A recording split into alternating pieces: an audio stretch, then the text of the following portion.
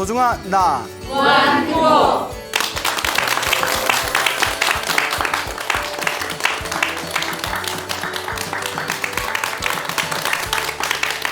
예, 만나서 반갑습니다. 예, 광우 스님이라고 합니다. 제가 소나무를 오랫동안 이제 진행을 해왔습니다. 그리고 소나무에서 항상 여러분들에게 강조했던 메시지가 업장소멸, 예, 기도를 많이 하고 또 선업, 복을 짓고 항상 마음을 잘 사용해야 된다. 결국 내가 지은 업은 좋은 업이든 나쁜 업이든 반드시 내가 받는다.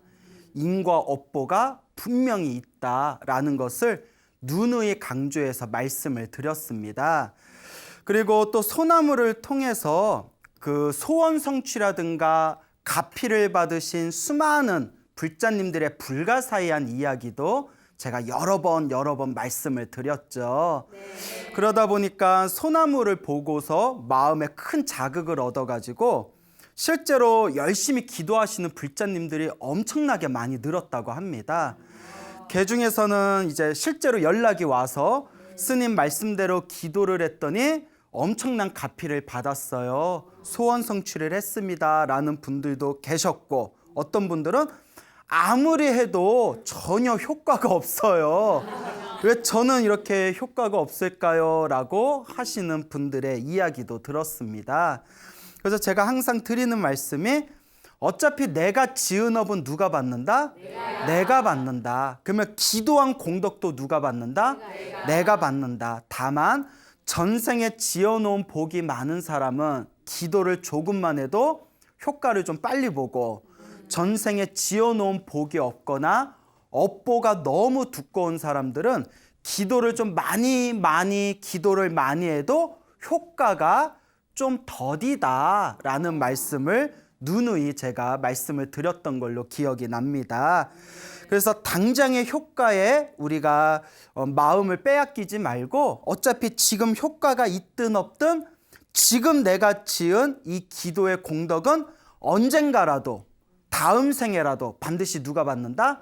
내가 받는다. 그러니까 이번 생에 복과 선업과 공덕을 쌓는 마음으로, 업장을 소멸하는 마음으로 지금 당장 효과가 없어도 열심히 꾸준히 기도해라, 복을 지어라, 이렇게 엄청 누누이 말씀을 드렸습니다. 다 생각나시죠? 예, 뭐 별로 안 나실 것 같은데, 예, 물어보면 또 대답 못 할 거잖아. 예. 자, 어쨌거나 이렇게 여러 번 말씀을 드렸는데, 그런 와중에서도 그분들 마음도 이해가 가요. 그런 와중에서도 나름대로 열심히 기도를 했는데, 백일 기도도 하고 매일매일 관세음보살도 부르고 매일매일 자기만의 기도를 했음에도 불구하고 아무런 변화가 느껴지지 않으면 분명히 자기 마음에도 뭔가 답답하고 갑갑한 마음이 들 거라고 저도 생각이 듭니다. 그런데 우리가 불교 공부를 하다 보면요, 경전 공부를 하고 부처님의 말씀을 공부하다 보면 솔직히 한 가지 인정해야 될 게 있어요. 안 되는 건 안 됩니다. 예, 안 되는 게 분명히 있어요. 제가 불교 공부를 하면서 기도를 하면 모든 소원이 이루어집니다 라고 이야기를 하잖아요. 실제로 기도를 하면 소원 성취가 있습니다. 그런데 또 안 되는 건 안 돼요. 예를 하나 들어볼까요? 광우 스님이 지금부터 요이 땅 하고 시작해서 광우 스님이 지금부터 대통령 되게 해주세요 라고 지금 비웃었어요? 비웃었죠? 예? 고개를 못 들어요. 엄청 비웃네. 대통령 되게 해주세요라고 천일 기도를 하고 만일 기도를 한들 이번 생에 대통령이 되겠어요? 못 되겠어요? 예, 못 됩니다. 그건 스스로 알아요. 왜냐면 대통령이 되기 위해서는 엄청난 시절 인연이 있어야 되거든요. 인연법이 있어야 돼요. 대통령이 될 수 있는 수많은 조건들이 무르익어서 대통령이 되는 거거든요. 혼자만 잘나서 대통령이 되는 게 아니에요.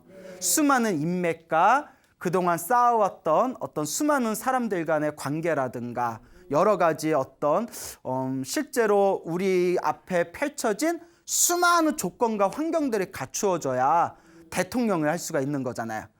근데 어린 나이에 출가를 해가지고 평생 절에 있던 스님이 갑자기 부처님한테 저 이번 생에 대통령 되게 해주세요 기도한들 되겠어요 안 되겠어요? 안 되죠. 무슨 말인지 이해 가죠? 어떤 사람이 영화를 보고 나서 어벤져스가 되는 게 꿈이에요. 자기도 막 날아다니고 싶어. 막 날아다니고 막 망치 들고 휘두르고 싶고. 그래서 부처님 앞에서 부처님 저도 어벤져스가 되게 해주세요. 슈퍼맨이 되게 해주세요 하면 소원이 되겠어요 안 되겠어요? 안 되는 건 안 됩니다. 무슨 말인지 알겠죠? 근데 중요한 거는 사람들마다 스님 똑같이 기도를 해도 스님 저 부자 되게 해주세요 라는 기도는 이루어졌는데 우리 자식 좀 말 좀 잘 듣게 해주세요 라는 기도는 아무리 오래 해도 안 됩니다. 그러니까 안 되는 건 잘 안 돼요. 어떤 분은 스님 제가 부처님한테 기도해서 정말 죽을 병에 걸렸는데 저 좀 몸 좀 건강하게 해주세요 라는 기도는 이루어졌는데 스님 저 부처님 저 돈 많이 벌어서 사업 대박 나서 부자 되게 해주세요 라는 거는 이루어진다 안 이루어진다. 또 그거는 잘 안 이루어지는 거예요. 그 어떤 소원은 금방 이루어지는 것 같은데 어떤 소원은 실제로 더디게 이루어지는 게 있어요. 그래서 우리가 부처님 말씀을 실제로 공부하다 보면 안 되는 건 안 되는구나. 그냥 불교에서 말하는 기도의 진정한 의미는 안 되는 걸 되게 해주세요, 되게 해주세요, 되게 해주세요 하다가 안 되었을 때 에라이 영험 없네. 부처님 영험 없고 에휴 기도 그거 다 개뻥이네. 아유 광우스님 구라에 걸렸네. 소나무 뻥이다. 이런 식의 기도는 진정한 불교적인 기도가 아니라는 거죠.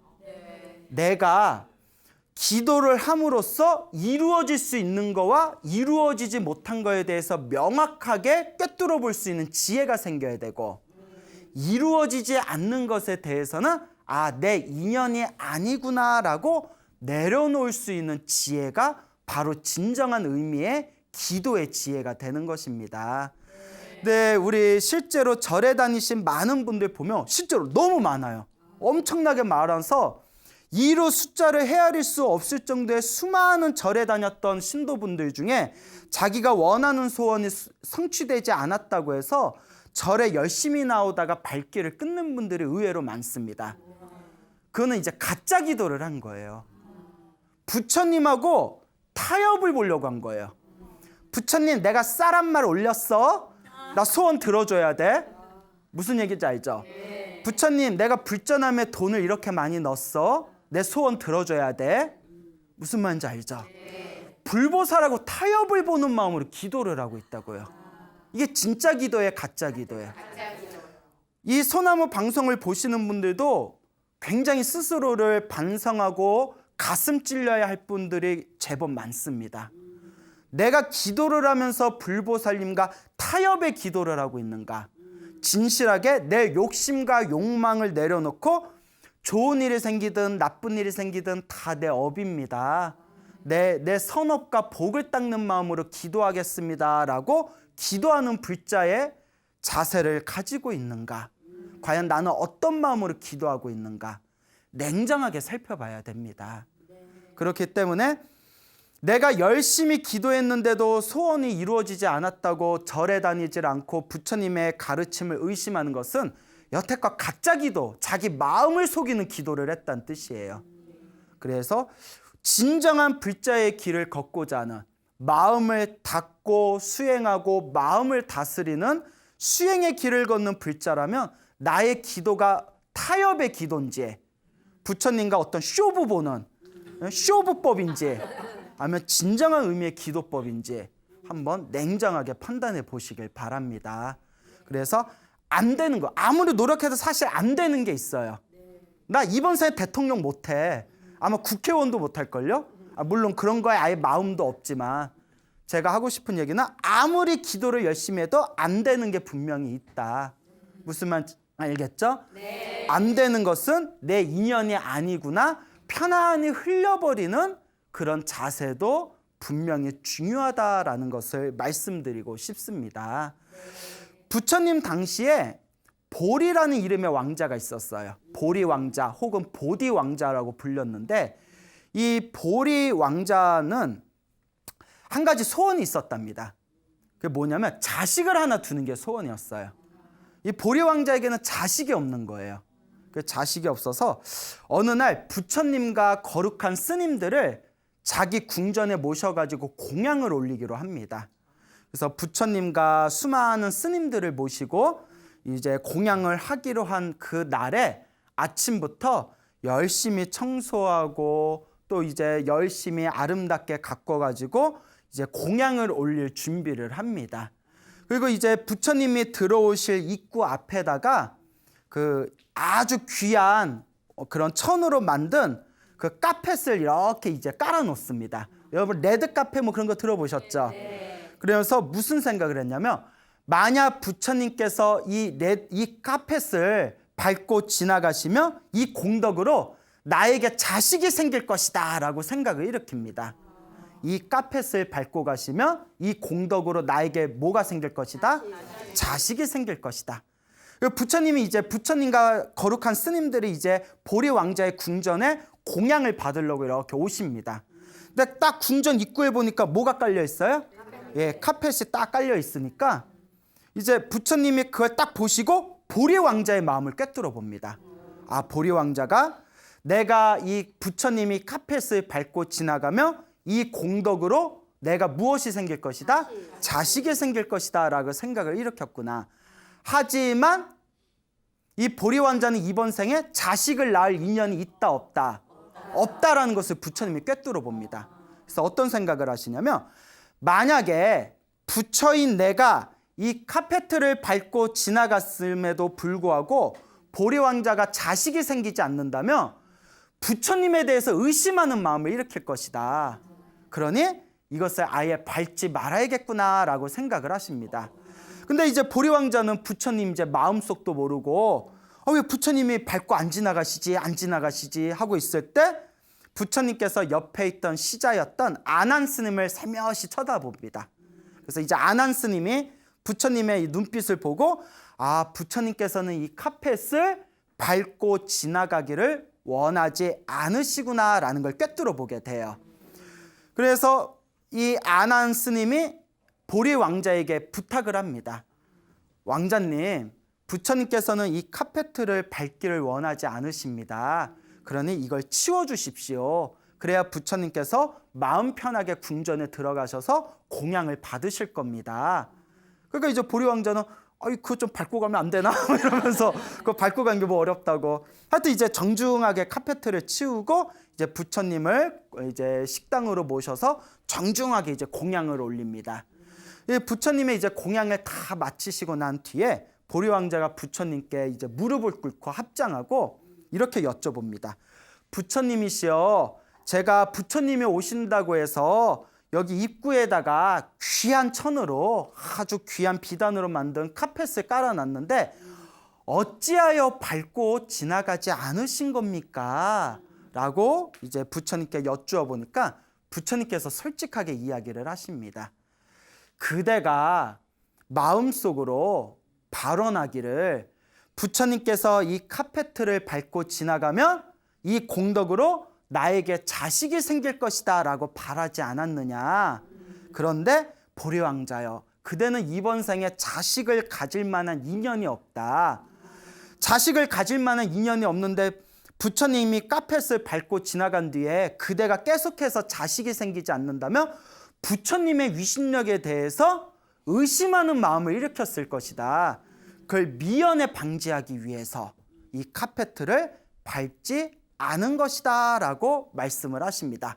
그 보리 왕자 깜짝 놀란 거예요. 그래서 부처님께 부처님, 제가 전생에 어떤 어변이 있어서 이번 생에 아이를 갖지 못하는 것인지 저에게 그 이유를 설하여 주시옵소서. 제가 심히 궁금합니다. 부처님, 저에게 법을 설해 주십시오라고 정중하게 간청을 합니다. 부처님께서 하시는 말씀이 그대가 이번 생에 아이를 갖지 못하는 것 자체가 머나먼 과거 전생에 지었던 업보이다. 내가 그 이유를 설해 줄 터니 잘 들어라 라고 이제 말씀을 하십니다. 그 부처님 말씀에 의하면 보리 왕자는 머나먼 과거 전생에 이제 부인하고 함께 자기 부인하고 큰 배를 타고 이렇게 멀리 여행을 떠난 적이 있었답니다. 부인하고 배를 타고 멀리 여행을 떠나다가 큰 폭풍과 태풍이 몰아붙여서 배가 완전히 부셔져 버립니다. 그 수많은 사람들이 바닷물에 빠져서 죽어버려요. 그런데 기적적으로 이 보리 왕자의 전생이었던 이 남자와 부인만이 극적으로 살아서 무인도에서 살아나게 됩니다.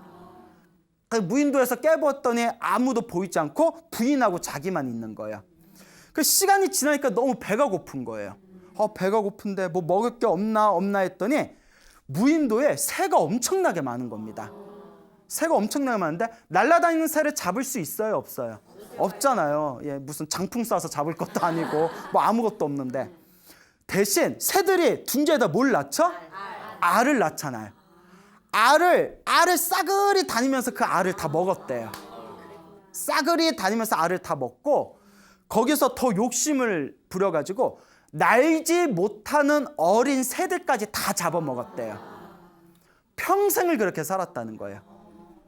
그때 부처님께서 하시는 말씀이 그대는 그대의 삶에 있어서 주의 깊게 살아가지 못했다. 그대는 욕심에 의해서 뭐 새들의 모든 알들을 다 먹었고 하다못해 날지 못한 어린 새들까지 다 잡아먹었다. 그때 그 업보로 이번 생에 무엇을 갖지 못하는 것이다? 자식을 갖지 못하는 것이다 라는 말씀을 하시게 됩니다. 그렇기 때문에 우리 불교에서는 이렇게 내 앞에서 쉽게 해결되어지지 않은 자신만의 어떤 문제라든가 어떤 거대한 벽 같은 것들이 알고 보면 다 언제 때 이상으로 지었던 내 업의 결과들이다? 전생에서부터 지었던 내 업의 결과들이라는 겁니다. 그래서 보리 왕자는 머나먼 과거 전생에 무인도에서 그 부인과 함께 그 새 알을 다 뭐 후라이를 해 먹든 뭐 데쳐 먹든 뭐 삶아 먹든 알들을 다 이제 먹고 날지 못하는 어린 새들까지 다 잡아먹었다는 거예요.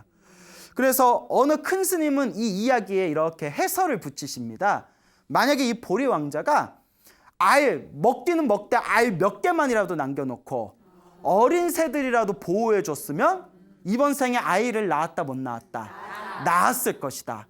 하지만 자비심이 없는 마음으로 어미 새들의 마음을 헤아리지 않고 알과 어린 새들까지 다 잡아먹었기 때문에 그 강력한 업보로 아이를 갖지 못하는 것이다 라는 이야기가 전해지고 있습니다. 그러니까 우리가 살아가면서 아무리 기도를 열심히 해도 잘 안 풀린 거는 그만큼 전생에 내가 지었던 업보가 두꺼운 것들이에요. 전생에 지었던 업이 약한 거는 기도를 조금만 해도 효과를 빨리 봅니다. 근데 전생에 지어놨던 업보가 너무나 뿌리가 깊고 무거울 때에는 웬만큼 기도를 해도 쉽게 풀린다 안 풀린다? 안 풀린다. 너무나 업이 두꺼워서 내가 이번 생에 갚아야 할 빚은 아무리 기도해도 안 되는 게 있습니다. 도저히 안 되는 거는 우리가 어떤 마음을 가져야 될까요? 전생에 내가 지었던 빚을 지금 내가 갚고 있구나. 이 빚을 내가 지금 갚고 있는 과정이구나. 내가 지은 빚이니 내가 이 업장을 소멸하면서 살아가겠다. 이러면 업보가 더 빨리 소멸된대요. 겸허하게 받아들일 때. 풀리지 않는 문제를 겸허하게 내 업이고 내 업보고 내가 갚아야 할 빚이고 내가 소멸해야 할 업장이다라는 걸 100% 믿고 확신을 가지고 닦아나가면 그만큼 업장이 더 빨리 소멸된다고 합니다. 그런데 뭐 절에 다녀도 효과도 없고 기도를 열심히 해도 아무 효과도 없고 아무리 뭐 복을 지어도 효과가 없구나 하면서 남을 원망하는 마음으로 살아가게 되면 그 업보가 더 더디게 빚이 사라지게 된다고 합니다. 이게 바로 우리가 불자가 이번 생을 살아가는 어떤 마음가짐입니다. 그렇기 때문에 여러분들도 살아가면서 힘들고 괴로운 일이 있을 때 첫째, 열심히 기도하세요. 열심히 업장 소멸에 참회 기도를 하시고 기도를 하면서 무엇을 많이 지어야 된다고 했죠? 복과 선업과 공덕을 많이 짓고, 그래도 안 풀리는 게 있으면 다 누구 업이구나? 내 업이고. 누구 빚이구나? 내 빚이구나. 지금 뭐하고 있구나? 닦고 있구나. 갚고 있구나 라는 마음으로 자꾸 수행하고 정진하시게 되면 여러분들의 삶에 또 아름다운 변화가 점점 이루어지게 될 겁니다. 그러니까 아무리 절에 다니고 기도하고 수행해서 아무리 이루어지지 않는 것이 있어도 결코 그것에 대해서 노여워하거나 서운해하거나 섭섭해하지 마시고, 그냥 내 빚이다, 내가 오래 갚아야 할 빚이다 생각하고 이번 생에 선업을 닦는 마음으로 항상 꾸준하게 정진하시길 바랍니다. 알겠죠? 네. 자, 부처님 당시에 있었던 일입니다. 부처님 당시에 우빠난다라는 스님이 계셨어요. 우빠난다라는 스님이 계셨는데, 오빠 난다 막 이래가지고 오빠 나라 막 이러면서 우빠난다라는 스님이 계셨는데, 이 우빠난다 스님이 굉장히 설법을 잘하셨대요. 법문을 하시면 사람들 혼을 쏙 빼놨답니다. 그 대신 재물에 대한 욕심이 많았을 때요. 법문을 기가 막히게 잘하는 대신 한 가지 단점이 좀 재물 욕심이 많았다. 근데 이 스님이 이 스님들이나 신도들한테 이 법에 대해서 법문을 하면 스님이건 신도들이건 다들 감동을 느낄 정도로 엄청난 이 변제를 타고 태어났습니다. 근데 이 스님이 재물에 대한 욕심이 많다 보니까 어떤 일을 저지르게 되냐면, 그 예전에는 그 인도에서는 그 여름에 3개월 동안 안거라는 제도가 있었습니다. 여름 3개월 동안 안거라는 제도가 있었고, 실제로 우리 한국 불교에도 하안거, 겨울에 하는 동안거라는 게 있죠. 이 3개월 동안 안거를 살고 나면 3개월이 딱 수행을 마치고 나면 신도들이 스님들께 가사를 올렸대요. 가사가 요 빨간색 참 보이시죠? 예, 인도 시절에 인도 부처님 당시에 스님들이 입던 승복을 가사라고 불렀어요. 가사 2,000을 하나씩 올렸답니다. 그런데 이 우빠난다 스님이 이제 어느 첫 번째 시골절에 갔어요. 딱 절에 가가지고 여기서 3개월 동안 여름 안거를 살면 가사를 몇 벌을 줍니까? 하니까 한 벌을 줍니다 라고 이야기를 했대요. 한 벌을 줍니다. 아, 그래요? 그럼 제가 여기서 살겠습니다 하면서 거기다가 당신이 신고 있었던 신발을 이렇게 갖다 놨답니다. 첫 번째 절에. 또 다른 두 번째 절, 다른 절에 또 쪼로로 가서 이 절에서 3개월 동안 여름 안거를 살면 가사를 몇 벌을 줍니까? 하니까 저희 절에서는 2벌을 줍니다 이래요. 그러면 제가 여기서 살겠습니다 하고 거기다가 지팡이를 갖다 놨대요. 지팡이를. 그 아까 절에서는 신발을 놓고, 두 번째 절에서는 산다고 해놓고 뭘 놓고? 지팡이를 놓고, 또 세 번째 절에 또 쪼르르 가요. 이 세 번째 절에서 또 질문하기를, 요 절에서 3개월 여름 안거를 마치면 무엇을 줍니까? 하니까 저희 절에서는 가사를 3벌을 줍니다 이러는 거예요. 그럼 벌써 앞에 2군데 갔다 왔잖아요. 그래 놓고 그럼 저 여기서 살겠습니다 했더니 또 물병을 갖다 놓은 거예요. 그 다음에 이제 또 4번째 절에 간 거예요. 4번째 절에 가서 여기서는 무엇을 줍니까? 하니까 4번째니까 가사 몇 벌을 주겠어요? 4벌을 줍니다 하니까 그러면 제가 여기서 살겠습니다 하면서 가사 4벌을 준다고 했던 4번째 절에서 살기 시작합니다. 그 3개월 안거가 딱 끝났어요. 안거를 끝난 뒤에 가사 4벌을 얻고 첫 번째 절에 가서 가사 1벌을 주십시오 이런 거예요. 스님, 살지도 않은데 무슨 가사를 달라고 합니까? 무슨 소리요? 내가 여기 살았다는 증거로 뭘 갖다 놨다? 신발을 갖다 놨다. 이제 우리 스님들 싸우기 싫어하거든요. 받고 떨어져. 받고 떨어져. 무슨 말인지 알죠? 그러니까 이거 1벌 받고 떨어져라. 그래서 이제 첫 번째 그 신발 놓은 데서 가사 1벌을 가져오고, 또 두 번째 절에 가서 지팡이를 놓은 절에서 뭘 가져오고? 가사 2벌을 가져오고, 그리고 세 번째 절에 가서 물병을 놓은 절에서 가사 몇 벌을? 3벌을 싸그리 가사를 챙겨온 거예요. 이걸 전문 용어로 뭐라고 하죠? 진상이라고 하죠. 진상. 진상이라고 하죠. 진상 이러잖아요. 그렇게 살지도 않아 놓고 신발 갖다 놓고 지팡이 갖다 놓고 물병 갖다 놓고 가사를 싹쓸이한 겁니다. 그래서 굉장히 평판이 안 좋은 거예요. 사람들 사이에서도, 스님들 사이에서도. 그래서 웃반한다 스님은 너무나 법문을 잘하는데 무슨 욕심이 많구나? 재물 욕심이 많구나. 저렇게 재물 욕심이 많아서 무슨 수행을 제대로 할 수 있겠는가 하고 엄청나게 이제 비난을 받는데, 진상들 특징이 있어요. 얼굴이 뻔뻔해. 만약에 우리가 그런 소리 들으면 어떡하겠어요? 아우, 광우 스님은 참 법문을 잘하지만 재물 욕심이 많구나. 저렇게 재물 욕심이 많은데 법문 잘하면 무슨 소용이 있겠냐. 저래 가지고 무슨 수행을 하겠냐며 우리 같으면 쪽팔려 가지고 창피해서 뭐 얼굴 빨개지고 이럴 거예요. 근데 진상의 특징은 뻔뻔해요. 뭐 그러거나 말거나 뭐 이러면서. 그래서 진상도 아무나 하는 게 못 돼요. 자, 웃반한다 스님이 이제 그렇게 해짓고 다닐 적에 어느 날 이렇게 길을 가고 있었는데, 길에서 비구 스님 둘이서 서로 막 이러쿵저러쿵 이야기를 하고 있는 거예요. 그래서 이 비구 스님이 서로 막 이런저런 얘기를 하다가 웃반한다 스님이 지나가는 걸 보고 웃반한다 스님을 부릅니다.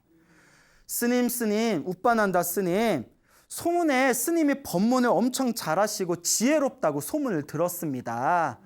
그러니 그 지혜로움으로 저희 문제를 좀 풀어주십시오. 다름이 아니라 신도가 요 가사 천을 2개를 주고 아주 귀한 천으로 만든 이불을 하나를 줬습니다. 그러니까 가사 2개, 이불 하나니까 모두 몇 개예요? 3개. 근데 저하고 이 스님은 몸이 둘이니 이걸 자를 수도 없고 어떻게 나눌지 고민입니다. 이걸 조금 원만하게 해결해 주십시오라고 부탁을 합니다. 그 웃반한다 스님이 딱 보더니, 그럼 내가 하라는 대로 하겠냐? 예, 스님이 하라는 대로 하겠습니다. 그러니까 스님이 웃반한다 스님이 하는 얘기가 가사가 몇 개 있다고 했죠?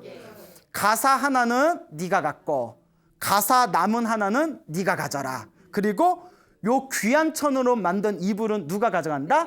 내가 가져간다. 룰루랄라 가져가는 거예요. 뻔뻔해. 비구스님도 이제 눈 뜨고 당한 거예요. 뭐야 하다가 너무나 화가 나가지고 부처님께 찾아갑니다. 그 부처님한테 막 얘기를 해요. 부처님 이러쿵저러쿵 요러쿵 저러쿵 이러쿵. 이불만 통째로 날라갔습니다. 이게 말이 됩니까 부처님? 그러니까 부처님께서 웃반한다 스님을 부릅니다. 그 부처님 이제 모든 걸 다 꿰뚫어 보셨겠죠? 그리고 웃반한다 스님에게, 야, 이게 사실이냐? 네가 그렇게 한 게 사실이냐? 네가 이불 하나 쏙 가져간 게 사실이냐? 그러니까 그래도 웃반한다 스님이 또 거짓말은 안 해요. 누가 부처님께 거짓말을 하겠어요? 예, 부처님 제가 가져갔습니다 하니까 옆에 있는 2명의 스님들이 막 씩씩거리는 거예요. 그때 부처님께서 2명의 비구 스님들에게 다음과 같이 이야기합니다. 비구여, 화내지 마라, 성내지 마라. 실은 니들을 이렇게 화내고 성내게 한 거는 이번 생뿐만이 아니다. 머나먼 과거 전생에도 웃반한다가 너희들을 화나게 했었다. 그러니까 이 2명의 스님들이 깜짝 놀라서, 부처님, 머나먼 과거 전생에도 웃반한다 스님이 우리들을 화나게 한 적이 있었습니까? 자세히 듣고 싶습니다 라고 했을 때 부처님께서 다음과 같이 얘기하십니다. 머나먼 과거 전생에 2마리의 수달이 있었다. 수달 아시죠? 수달. 예, 2마리의 수달이 있었는데, 첫 번째 수달의 이름은 강둑을 잘 달리는 수달이라 불렸고, 그러니까 달리기를 잘하는 수달. 2번째 수달은 수영을 잘하는 수달이라고 불렸다. 그러니까 달리기를 잘 달리는 수달, 수영을 잘하는 수달. 근데 이 2마리의 수달이 큰 연어 있죠? 엄청나게 큰 연어를 한 마리 잡았는데 누가 머리 쪽을 먹고 누가 꼬리 쪽을 먹을지 서로 다투고 있었대요. 그때 서로 다투고 있을 때 자칼 알죠? 자칼이 한 마리, 그 고양이과 있잖아요. 짐승 표범처럼 생긴 거. 자칼이 어슬렁 지나가고 있으니까 수달이 이제 자칼을 부른 겁니다. 자칼 일로 와봐. 자칼, 우리가 이 연어를 누가 머리 쪽을 먹을지 누가 꼬리 쪽을 먹을지 지금 우리가 논쟁을 벌이고 있었다. 자칼, 네가 칼같이 나눠다오. 자, 칼같이 나눠도. 그래서 이름이 뭐라고요? 자칼이에요. 몰랐죠? 이 자칼의 어원이 거기서 생긴 거래요. 어디 가서 얘기하지 마세요. 자, 칼같이 나눠도 자칼 하니까 내가 하라는 대로 하겠냐? 네가 하라는 대로 하겠다. 그러니까 자칼이 머리 쪽을 뚝 떼가지고 이거는 달리기를 잘하는 수다일 거, 그리고 꼬리를 딱 떼가지고 이거는 수영을 잘하는 수다일 거, 나머지 배때기에 살 붙은 거는 내 거 하고 도망을 가버렸다는 거예요. 수달이 막 너무너무 화가 나가지고 그때 부처님께서 하는 말씀이 그때 두 마리의 수달은 지금의 누구고 두 스님이고 그때 자칼은 지금의 누구다? 우빠난다 스님이다. 머나먼 과거 전사에도 우빠난다는 너희 두 명의 스님들이 화가 나게 한 적이 있었다. 그러니까 계속 당하면 이거 호구예요, 호구. 그러면서 우빠난다 스님을 신랄하게 꾸짖습니다. 우빠난다야, 너는 참으로 어리석구나. 남을 가르치기 전에 먼저 너 자신부터 잘 다스려라. 자기 자신을 잘 다스리고 자기 자신을 이기는 수행자가 진정한 수행자이다라고 꾸짖고 가르침을 베풀었다라는 이야기가 전해지고 있습니다. 자, 이와 같이 우리가 만나는 이 인연들도, 나 속 터지게 하는 인연들 있잖아요. 나 속 터지게 하는 인연들도 사실 언제 때부터? 머나먼 과거 전생에서부터 만났던 인연들일 수 있어요. 나를 기쁘고 나를 행복하게 해주는 인연도 언제부터? 머나먼 과거 전생에부터 맺었던 인연일 수 있습니다. 좋은 인연도 나쁜 인연도 알고 보면 머나먼 과거 전생에서부터 서로가 맺고 살아왔던 보이지 않는 거대한 업보의 인연이었다라고 부처님께서는 말씀하고 계십니다. 그 여러분들 주변에서 여러분들 속 터지게 하는 사람들 있죠? 네. 예, 그러면 여러분 속 터지게 하는 사람들은 전생에도 여러분들 속 터지게 했던 사람들일까요? 여러분들을 행복하고 편안하게 해주는 사람들은 여러분들 전생에도 행복하고 편안하게 해줬던 사람들일까요? 결국은 자기가 지은 업보대로 만납니다.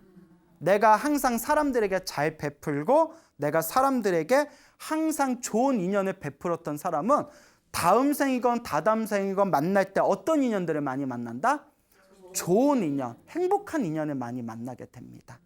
남을 힘들게 하고 괴롭게 하고 남을 불편하게 했던 사람은 다음 생에 사람들을 만나도 어떤 인연들을 만나게 된다? 힘들고 괴롭고 불편한 인연들을 만나게 됩니다. 우리 주변에 보면 소위 기센 사람들이 있습니다. 그렇죠? 특히 저기 절에서 포교당을 운영하시는 스님들이 그런 얘기를 하세요. 제가 친한 또 스님이 계시는데 이 스님이 지방에서 큰 포교당을 하고 계시는데 가끔 이렇게 절에 오시는 분들 보면 되게 기센 사람들이 온대요. 근데 이 기센 사람들은 조금만 자기를 안 맞춰주면 그렇게 뒤에서 험담하고 욕하고 다른 절 가서도 그 절 욕하고 한답니다. 그래서 제가 항상 하는 얘기가 있어요. 복 지으려고 왔다가 뭐만 까먹는다? 복 까먹는다. 근데 여러분 놀라운 게 뭔지 아세요? 그런 사람들한테 좋게 말해줘도 알아듣는다 못 알아듣는다. 그게 비극이에요. 그게 비극입니다. 저 사람이 너무나 입으로 구업을 짓고 복 까먹는 짓을 해서 정말 좋은 마음으로 이야기해줬는데도 못 알아먹는 사람들이 있어요. 전 그때 느꼈어요. 이게 비극이구나. 그래서 결국 여러분 볶아먹는 것도 누가 볶아먹는다? 자기가 볶아먹는 거고 괴롭게 사는 것도 결국 누가 지은 업이다? 내가 지은 업입니다. 그렇기 때문에 우리 불자 여러분들께서는 항상 절에 다니실 때 복 짓는 마음으로 절에 다니는 거고 항상 입으로라도 내가 볶아먹고 있지는 않은지 항상 신중하게 생각하고 또 항상 자기 자신을 잘 다스려야 됩니다. 결국 입으로 짓건 몸으로 짓건 내가 지은 업은 누가 받는다? 내가 받는다는 것을 명확하게 이해하시길 바랍니다. 알겠죠? 네. 자, 그리고 부처님 당시에 우빠난다 스님하고 또 비슷한 그런 부류의 스님이 한 분 계셨어요. 그래서 이 스님이 빠따니까라는 스님이었는데 빠따니까 이 빠따니까 그래서 이제 빠따니까라는 스님이 계셨는데 이 스님께서 500명의 스님들과 500명의 젊은 스님들과 함께 부처님께 가서 명상의 수행 주제를 받게 됩니다. 어떻게 명상법을 해라, 명상법을 배우고 난 뒤에 이제 사원에 돌아가서 500명의 젊은 스님들한테 이렇게 얘기합니다. 젊은 비구들이여, 우리가 부처님께 직접 명상법을 배웠으니 우리가 이번 여름 3개월 동안 어떻게 우리가 게으르게 보낼 수가 있겠냐. 그러니 3개월 동안 우리가 열심히 수행하자 해놓고, 자 이제 각자 방에 들어가서 열심히 수행해라. 이 명상 이 공간에서 열심히 수행해라 라고 가르침을 준 뒤에 이 빠따니까스는 방에 들어가서 그냥 낮잠을 자버렸대요. 혼자서 이렇게 낮잠 자다가 500명 스님들이 초저녁 한밤중까지 열심히 수행을 하고 나서 한밤중이 되니까 야 이제 내일을 위해서 가서 눈을 좀 붙이자 하고 각자 방으로 돌아가려고 할 때 빠따니까스님이 쓱 나오더니 야 이 게으른 뱅이들아, 부처님한테 명상법을 받았는데 니들 잠이 오냐? 밤이 됐다고 잠을 자고 잠잘 거 다 자면 니들 언제 수행할래? 그러니 가서 다시 수행해라 하고 돌려보낸 뒤에 또 방에 가서 또 잠을 잤대요. 그러니까 이제 500명의 젊은 수행자들은 이제 또 이렇게 이제 명상을 하다가 새벽이 됐답니다. 새벽이 돼서 너무 졸려가지고 또 이제 방에 가서 눈을 좀 붙이려고 방에 갔더니 그때 또 귀신같이 빠따니까스님 방에서 뛰쳐나오더니 이 게으른 뱅이들아, 부처님한테 명상법을 배웠는데 새벽이 됐다고 잠이 오냐? 니들 그렇게 잠잘 거 다 자놓고 언제 깨달음을 얻을래? 가서 수행해라 해놓고 또 자기는 방에 가서 뭐 했을까요? 또 잠을 자더래요. 별나죠? 그렇게 이제 며칠이 지나니까 스님들이 500명 스님들 다들 해롱해롱한 거예요. 잠을 못 자니까. 말을 해도 막 혀가 꼬이고 막 비틀비틀하고. 앉았다 하면 꾸벅꾸벅 조니까 명상도 제대로 못하고. 그래서 야 우리 저 빠따니까스님은 도대체 어떻게 수행하는지 한번 보자. 그 몰래 빠따니까스님 방 안에서 뭐하고 계시나고 봤더니 코를 골면서 자고 있는 거야. 코를 골면서. 자기는 뒷다 자놓고 500명 스님들이 이제 화딱지가 난 거예요. 그렇게 이제 3개월이 지납니다. 3개월 동안 졸음에 끊임없이 하루 종일 그냥 이제 그 비몽사몽인 상태로 지냈기 때문에 제대로 수행도 하지 못하고, 그래서 500명의 젊은 스님들이 수행에 아무런 진전을 얻지 못했대요. 3개월 여름 안거가 끝나고 난 뒤에 부처님께 찾아갑니다. 그래서 부처님한테 인사를 드렸더니 부처님께서 아 그래 젊은 비구들이여 여름 3개월 동안 수행에 큰 진전이 있었느냐라고 이제 질문을 던지십니다. 근데 사실 부처님은 다 아시겠어요? 모르시겠어요? 다 꿰뚫어 보시고 나서 그렇게 이제 질문을 던지게 됩니다. 그러니까 이 500명의 젊은 비구들이 이제 솔직하게 이야기를 합니다. 빠따니까스님은 맨날 방에서 혼자 코 골면서 드르렁 드르렁 자놓고 저희들은 하루 종일 잠을 못 자게 들도 볶아가지고 항상 졸린 상태라서 명상도 제대로 못하고 비몽사몽으로 지내다가 여름 3개월 안거를 마쳤습니다. 아무런 수행의 진전을 얻지 못했습니다 하니까 부처님께서 다음과 같이 말씀하십니다. 500명의 젊은 비구들이여, 저 빠따니까 스님이 그대들의 수행을 방해한 거는 이번 생뿐만이 아니다. 머나먼 과거생에도 그랬다. 그래서 부처님께서 하시는 말씀이 머나먼 과거 전생에 학교가 있었답니다. 학교에 500명의 학생들이 있었대요. 500명의 학생들이 있었는데 거기에 닭이 한 마리 있었대요. 근데 이 닭이 딱 아침이 되고 저녁이 될 때마다 정확한 시간에 꼬끼요 하고 이제 우는 거예요. 그 학생들이 아침에 그 소리를 듣고 일어나서 공부를 하고 저녁에 꼬끼요 소리를 듣고 이제 학업을 마치고 방으로 돌아가고 그렇게 규칙적인 생활을 하다가 원래 시간을 잘 지켜서 울던 닭이 갑자기 죽어버렸답니다. 그래서 시장에서 다른 닭을 사왔는데 이 닭은 시도 때도 없이 울더래요. 꼬끼요에서 아침인지 눈 떠봤더니 막 밤 12시고 꼬끼요에서 저녁인 줄 알았더니 막 낮 3시고 시도 때도 없이 울어가지고 학생들의 학업에 방해가 됐대요. 그래서 500명의 학생들이 결국 몇 개월을 참다가 확딱지가 나서 닭의 목을 이제 비틀어서 죽여버렸답니다. 그러면서 부처님께서 하시는 말씀이 그때 500명의 학생들이 지금의 누구고 너희 500명의 스님들이고 그리고 그때 500명의 스님들을 가르치던 선생님이 누구고? 바로 석가모니 부처님, 지금의 석가모니 부처님이고, 그때 시도 때도 없이 우러대가지고 학생들 공부를 방해했던 닭은 지금의 누구다? 빠따 니까 스님이다. 너희들의 공부를 방해했던 것은 이번 생뿐만이 아니었다라고 법문을 하십니다. 그래서 우리 불교에서는 이런 이야기를 합니다. 이번 생에 나에게 주어진 타고난 어떤 성격이나 습관도 이번 생에 이루어진 게 아니라 전생에서 넘어온 게 많답니다. 그러니까 뭐 화를 잘 내거나 엄청나게 게으르거나 먹는 것을 너무 좋아한다거나 하여튼 자기만의 어떤 습관들 있죠. 그런 게 이번 생에 어렸을 때 형성된 습관도 있지만 언제 넘어온 것도 있다? 과거 전생에서부터도 넘어온 게 많답니다. 그래서 우리가 계율이란 말 있죠. 계율을 지켜라 할 때 계라는 뜻이, 계율의 계라는 뜻이 좋은 습관을 들이다라는 뜻이 있대요.